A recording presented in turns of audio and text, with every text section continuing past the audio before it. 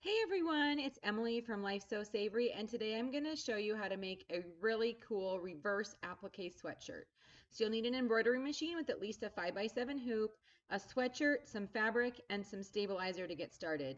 Now I took my fabric that I was going to make my letters out of and I used some sticky stabilizer and I stuck the fabric onto the sticky stabilizer. I smoothed out all the wrinkles and this just helped keep it really flat and nice while I was doing the embroidery. You can see here how it smoothed out as I worked on it. You can use regular stabilizer, but I really like the sticky. Then you're going to layer the sticky stabilizer, some regular stabilizer, and you're going to put those layers in the hoop of your sweatshirt. I like to cut open one of the sides of my sweatshirt to allow the hoop to go inside much easier and so I can get the back out of the way when embroidering. Go ahead and slide your hoop into your embroidery machine.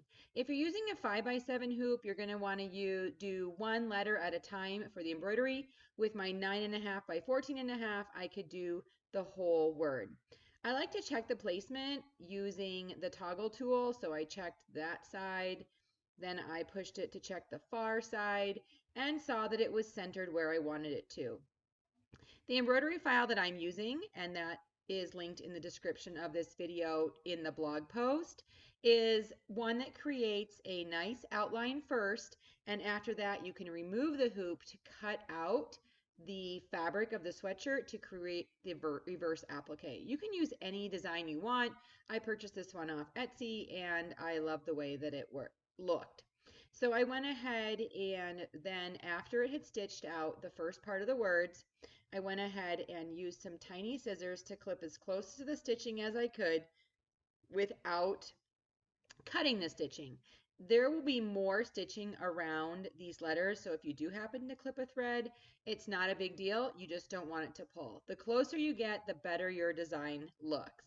Then you can go back and add the satin stitch layer, which the design does second. If your sweatshirt is getting in the way, you can just use your hand to pull it out. You can see the green crosshatch where it's stitching the satin stitch. Where I didn't trim my sweatshirt enough, it is a little bit showing through the satin stitch, but overall I really like the way that it looked. I also am thinking that maybe next time I will just do the main first stitch out, clip the fabric, and then leave those frayed sweatshirt edges rather than adding the satin stitched. I think that would make a really cool reverse applique look as well.